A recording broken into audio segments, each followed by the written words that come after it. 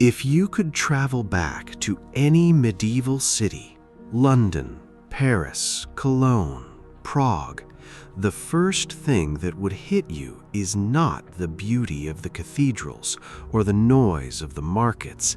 It is the smell. Open sewers running down the center of every street, animal carcasses rotting in alleyways, chamber pots emptied from upper windows on the heads of anyone unlucky enough to walk below, a practice so common that the French warning cry, "Gardez-l'eau," became part of daily street vocabulary. Butchers dumping offal into the river you drink from, tanneries reeking of urine and decomposing flesh, pigsties pressed against bakeries, and everywhere, always the warm, sweet, inescapable stench of human waste, because there was no plumbing, no drainage, no sewage system, and no plan. A medieval city of 50,000 people produced tons of human and animal waste every single day, and every ounce of it had to go somewhere. Most of it went into the streets, into the rivers, or into open pits beneath houses. The River Thames in London was the city's water supply and its sewer. People drank from it in the morning and dumped into it in the afternoon. The rest of the waste, the solid kind, the kind that accumulated in pits beneath houses and castles, was someone's job to remove. Medieval Europe ran on labor that modern people cannot imagine performing, not because it required extraordinary skill, though some of it did, but because the work was so physically revolting, so socially degrading, so genuinely dangerous that the people who did it occupied a category below even the poorest peasant farmer. They were necessary. Everyone knew they were necessary, and everyone treated them as though they were contaminated by the work they did. This is not a story about kings or knights or scholars. This is about the people underneath, the ones who kept the medieval world functioning by doing everything that no one else would do. The ones whose names do not appear in chronicles, whose faces were not carved into cathedrals, and whose graves, if they received graves at all, have long since been forgotten. Some of them were paid well, some of them were not paid at all. Almost none of them chose the work freely. And if you had been born in the wrong place at the wrong time to the wrong family, one of these jobs would have been yours. Of all the terrible jobs in medieval Europe, the gong farmer may be the most viscerally horrible. The word gong was Old English for both the privy, the toilet, and for the contents of the cesspit beneath it. A gong farmer's job was to climb down into that pit and dig out the accumulated human excrement of an entire household, an entire street, or an entire castle, by hand, with a bucket and a shovel, in the dark. They were required by law to work only at night. No one wanted to see them, no one wanted to smell them during daylight hours.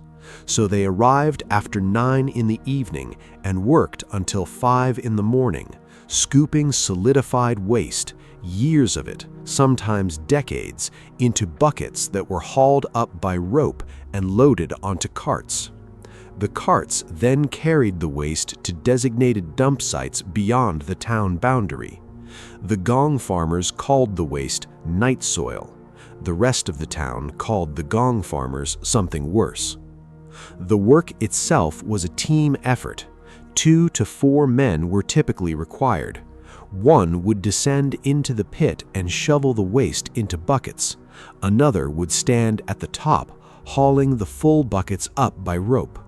The rest loaded the carts. The man in the pit had the worst of it. crouched in a space too small to stand, ankle-deep or knee-deep in compacted waste, with no ventilation, no light except a single candle, and no escape route if anything went wrong. And things went wrong. The cesspits were nightmares of engineering neglect. Built beneath castles and townhouses with minimal reinforcement, they accumulated not just excrement, but methane, hydrogen sulfide, and other toxic gases. The concentration was sometimes lethal. A man could lose consciousness in minutes. The wooden floors above rotted from constant moisture, and the structures themselves could give way without warning. In 1325, a London Gong farmer named Richard the Raker fell through the rotted planks of a cesspit floor and drowned in the contents below. He suffocated in human waste. His death was recorded in official city records with what appears to be total administrative indifference: a name, a cause, a date, and nothing more. No memorial, no investigation, just a note that a man had died in a pit full of excrement and that the pit still needed to be emptied. The pay was reasonable, about 2 shillings per ton of waste removed in the 15th century, roughly equivalent to $90 in modern terms. Some Gong farmers supplemented their income by selling the waste to actual farmers who prized it as fertilizer. Others were paid in kind: candle wax, brandy, or simple meals. A Gong farmer serving Elizabeth I's household was reportedly paid in brandy, which may say something about what was required to endure the work, or about what was required to forget it. But no amount of payment could undo the social damage.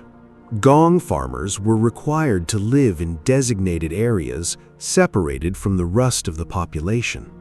They smelled permanently of their work. The stench soaked into their skin, their hair, their clothing, and would not wash out. Not with soap, not with herbs, not with anything available in the medieval world. They were medieval Europe's untouchables, needed by everyone, welcomed by no one. The cesspits of Newcastle Castle, largely abandoned by the 1500s, were found to contain enough accumulated waste to fill 30 modern shipping containers. Someone had put it all there, bucket by bucket, in the dead of night. We do not know their names. If Gong farmers dealt with human waste, tanners dealt with everything else. Leather was essential to medieval life. Shoes, belts, saddles, scabbards, book covers, armor padding, water flasks, pouches, straps for plows. The medieval world ran on leather the way the modern world runs on plastic. Every knight, every farmer, every monk needed it. And the process of turning a raw animal hide into usable leather was one of the most revolting industrial processes in human history. It began with the hide itself, freshly stripped from a slaughtered animal, still covered in fat, flesh, blood, and hair. The tanner soaked it in water for days until it began to putrefy, deliberately, because the decomposition loosened the fat and tissue attached to the skin. Then the hide was transferred to a vat of lime solution, an alkaline bath that swelled the skin and loosened the remaining hair, which was scraped off by hand with a curved blade called a fleshing knife. The stench of rotting flesh combined with caustic lime was already overpowering, but the process had barely begun.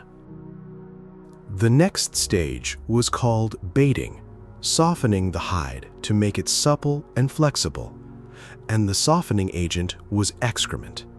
Dog feces were preferred for their high enzyme content, though pigeon dung was also widely used. The tanner kneaded the hide in a warm bath of water and animal dung with his bare hands, sometimes with his feet, working the enzymes into the collagen structure of the skin to break it down just enough to become workable. The process could take hours. The smell was beyond description, a combination of decomposing animal matter, lime, and warm feces that saturated every surface it touched. A visitor to a medieval tannery could smell it from a quarter-mile away. The tanners who worked inside it all day could no longer smell anything at all. After baiting, the hide was soaked in a tanning solution made from crushed oak bark, which could take weeks or even months. The final product was beautiful, strong, flexible, durable, and essential to civilization. Everything that led to it was not. Tanneries were banished to the outskirts of every medieval town, usually downstream or downwind. They were classified as noxious trades, a legal category that formally acknowledged they were too disgusting to exist near human habitation. The tanners themselves were social outcasts by default. They stank. Their hands were stained permanently brown or black from the bark solution. They lived near their workshops because no one else would live near them. In many towns, they were forbidden from entering certain public spaces or gathering at the same wells as other citizens. The fuller's job was different in its specifics, but identical in its essential humiliation. A fuller processed newly woven wool cloth, cleaning it, thickening it, removing the natural oils and grease that made raw wool greasy and unfit for wear. The cleaning agent was stale human urine, vats of it, collected from public urinals and private households across the town. In some cities, fullers placed collection pots on street corners and paid small sums for contributions. The older and more pungent the urine, the higher its ammonia content, and the more effective it was. Fresh urine was considered useless. Only urine that had been left to ferment for days was worth buying. The fuller stood knee-deep in a trough of aged urine and stomped the cloth with his bare feet for hours at a time, working the ammonia into the fibers to strip out the lanolin and dirt. The process was called walking the cloth, and it was backbreaking, nauseating, and absolutely essential to the textile industry that was the economic backbone of medieval England and Flanders. Without fullers, there was no finished cloth. Without finished cloth, there was no trade. Without trade, there was no wealth. Fullers, like tanners, were defined by their smell. The urine soaked into everything, their skin, their clothing, the walls of their workshops. The ammonia cracked their feet and ate into the skin of their legs. They were necessary to the economy and invisible to the society that profited from their labor. In the medieval world, if you needed a haircut, you went to the barber. If you needed a tooth pulled, you went to the barber. If you needed a limb amputated, a wound cauterized, an abscess lanced, or blood drained from your body because a physician had decided that your humors were unbalanced, you went to the barber. The barber surgeon was one of the most common medical practitioners in medieval Europe, and his existence was the direct result of a decision made by the Church. In 1163, the Council of Tours declared that clergy should not shed blood, meaning that the monks and priests who had previously performed surgical procedures were no longer permitted to do so. The work fell to barbers, who already owned the sharpest blades in town and already knew how to use them on human skin without flinching. They had no formal medical training. They learned by apprenticeship, watching, assisting, and eventually performing procedures on their own. Their toolkit included razors, lancets, pliers for teeth, forceps for arrowheads and splinters, and a variety of saws for amputation. There was no anesthetic beyond alcohol or, occasionally, a sponge soaked in a mixture of opium, mandrake, and hemlock, the so-called soporific sponge, which worked unpredictably and could kill the patient before the surgery began. There was no antiseptic. There was no understanding of infection. The same blade that shaved a man's chin in the morning might remove another man's leg in the afternoon, rinsed in water at best, wiped on a cloth at worst. Bloodletting was the barber surgeon's most frequent medical procedure. Based on the ancient theory that illness was caused by an imbalance of the four humors, blood, phlegm, yellow bile, and black bile, physicians would prescribe bloodletting for virtually any ailment, from headaches to fevers to melancholy. A man with a cold was bled. A man with a broken bone was bled. A man who felt perfectly fine but whose astrological chart suggested vulnerability was bled. The barber surgeon would open a vein in the patient's arm with a lancet, collect the blood in a brass basin, and decide when enough had been drained. The blood-soaked bandages were hung on a pole outside the shop to dry and to advertise the barber surgeon's services. The red and white striped pole still found outside some barbershops today is a direct descendant of this practice. The red representing blood, the white representing bandages, the pole representing the stick patients gripped to make their veins stand out. The mortality rate was appalling. Patients died of blood loss, of infection, of shock. Amputations performed without anesthesia, without sterile instruments, in a room where the previous patient's blood was still wet on the floor, these were not conditions conducive to survival. The barber surgeon did his best with what he had. What he had was almost nothing. And yet, for all the horror of the work, the barber surgeon occupied a relatively respectable position in medieval society. He was a tradesman with a recognizable skill. He had a shop. He could join a guild. He could marry well. Compared to the Gong farmer or the tanner, he was practically a gentleman. The medieval hierarchy of misery had many rungs, and some were less terrible than others. Every medieval town needed an executioner, and every medieval town despised the one it had. The executioner's job was exactly what it sounds like. He killed people on behalf of the state. He hanged thieves. He beheaded traitors. He burned heretics. He broke men on the wheel, a device that shattered their bones one by one while they were still conscious, after which the broken body was threaded between the spokes and hoisted on a pole for public display. He administered floggings, brandings, and mutilations, cutting off ears, slitting noses, removing hands. He was the physical instrument of medieval justice, the man who turned a judge's sentence into a body on a scaffold. And he was expected to do it well. A botched execution was a public humiliation for the town, for the judge, and above all, for the executioner. A beheading that required 2 or 3 strokes instead of 1 could turn a crowd against the executioner in seconds. A hanging where the rope was too long or too short, leaving the condemned to strangle slowly rather than dying of a broken neck, was considered a professional failure. The executioner's reputation and sometimes his safety depended on clean, efficient work. He was also, in most of Europe, a complete social outcast. The executioner could not live within the town walls.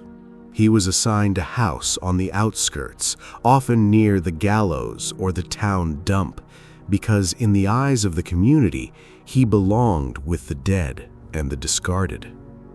He could not eat in the same tavern as other citizens.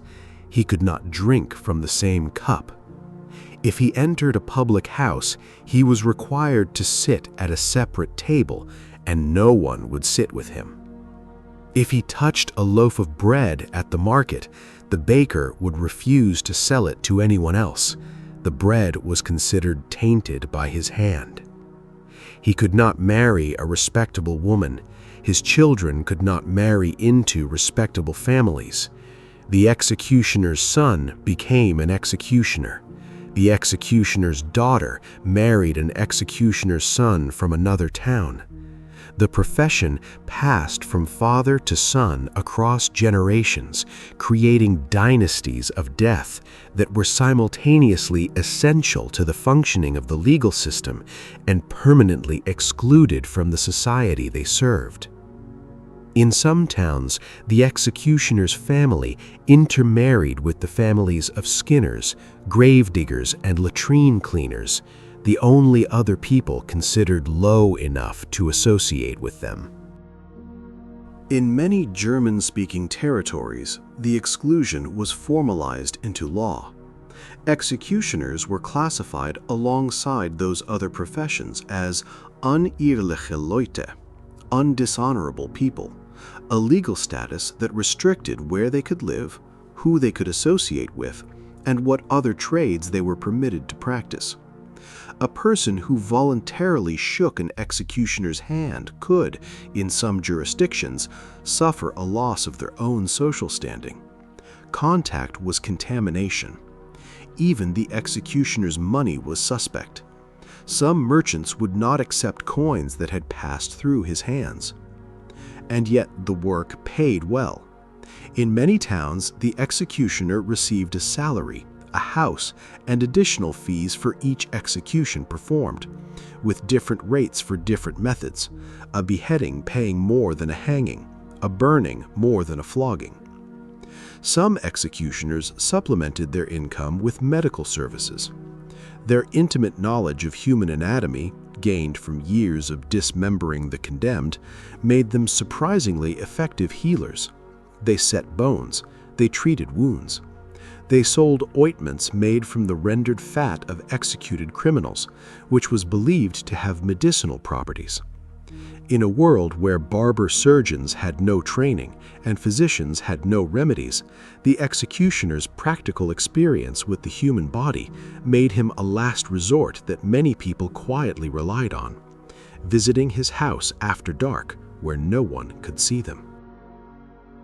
The paradox was inescapable.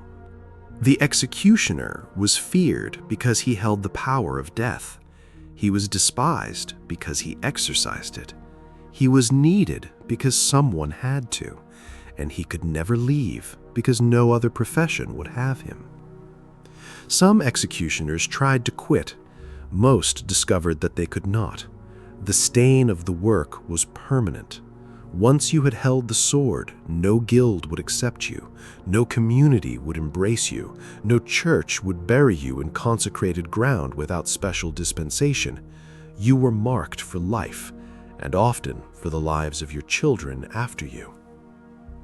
The most famous executioner in medieval European history is probably Franz Schmidt of Nuremberg, who served from 1573 to 1617 and kept a detailed diary of every execution he performed, 361 in total, plus numerous floggings, brandings, and finger amputations. He recorded each one with professional precision, the name of the condemned, the crime, the method of execution, and occasionally a brief personal observation. He noted when a condemned man died bravely and when one did not. He recorded when the sword cut clean and when it did not. He was, by all available evidence, a meticulous and conscientious professional trapped in a life he had not chosen. After 44 years of faithful service, he petitioned the Holy Roman Emperor to restore his family's honor, to remove the legal stain of his profession so that his descendants could live as ordinary citizens, marry freely, and practice any trade they chose. The petition was granted. It had taken him nearly half a century to earn the right to be considered a normal human being. The gong farmer, the tanner, the fuller, the barber surgeon, the executioner. These were the most notorious of medieval Europe's terrible jobs. But they were not the only ones. The medieval economy ran on a vast, invisible workforce of people doing things that no one wanted to acknowledge. The leech collector waded barefoot into swamps, ponds, and stagnant ditches to gather medicinal leeches for physicians. The method was simple and horrifying. You walked into the water, often lifting your skirt above your knees, and waited for the leeches to attach themselves to your bare legs. Then you pulled them off and dropped them into a jar. The bites bled freely. Leeches inject an anticoagulant that prevents clotting, and repeated exposure led to chronic blood loss, persistent infections, scarring, and in some cases anemia so severe it was debilitating. Leech collectors were almost always women, almost always poor, and almost always working in water contaminated with livestock waste and human runoff. The leeches they collected were sold to barber surgeons and physicians for bloodletting, the same ineffective procedure that killed as many patients as it cured. The rat catcher prowled the streets, cellars, and warehouses of medieval towns, killing vermin with traps, trained terriers, homemade poisons, or his bare hands. Rats carried fleas, fleas carried plague. The rat catcher worked in the most disease-saturated environments in the medieval city, often in total darkness, in crawl spaces beneath buildings and in grain stores thick with droppings, in spaces too small to stand upright and too narrow to turn around. He was bitten constantly. He was exposed to every pathogen the rat population carried. And when the Black Death arrived in the 14th century, sweeping across Europe and killing between the third and a half of the entire population, the rat catcher was among the first to die, working at the exact interface between the disease and the city it was about to destroy. The plague doctor appeared during the great epidemics, wearing a wax linen coat, leather gloves, and the iconic beaked mask stuffed with dried flowers and herbs, lavender, rose petals, camphor, cloves, based on the prevailing theory that disease spread through foul air, through miasma, and that fragrant substances could filter the corruption. They did not. The plague doctor visited the sick, recorded the dead, and lanced the buboes, the swollen, blackened lymph nodes that erupted in the groin, the armpit, and the neck. Many plague doctors were not physicians at all, but volunteers, failed medical students, or convicted criminals offered their freedom in exchange for service during an outbreak no real doctor would go near. Their life expectancy during an active epidemic was measured in weeks. The mask, which has since become an icon of the medieval plague, was in reality a monument to a medical theory that was completely, fatally wrong. And then there were the jobs that leave almost no trace in the historical record. The person who collected dog feces from the streets and sold it to tanners for the baiting process, a trade so low it barely warranted a name. The knacker who processed the carcasses of dead horses and other animals too old or sick to eat, rendering them into glue, tallow, and bone meal in workshops that smelled of death from 100 yards away. The mudlark who sifted through the filth deposited along riverbanks at low tide, searching for anything of value, nails, coins, rope, bones, in waste that included the contents of every sewer, every cesspit, and every slaughterhouse that drained into the water. These people kept the medieval world running. They removed its waste. They processed its materials. They executed its laws. They healed its sick with tools that barely worked. They caught its vermin and collected its leeches and scraped its cesspits clean so that the lords and merchants and priests who lived above them could continue to live above them. None of them were thanked. Most of them were shunned. Their names, with rare exceptions, were never recorded. They existed in the margins of a civilization that could not have functioned without them, and that preferred, whenever possible, to pretend they did not exist at all. The medieval world was not built by kings. It was built by the people who cleaned up after them, in the dark, on their knees, covered in filth, with no one watching and no one writing it down. Until now.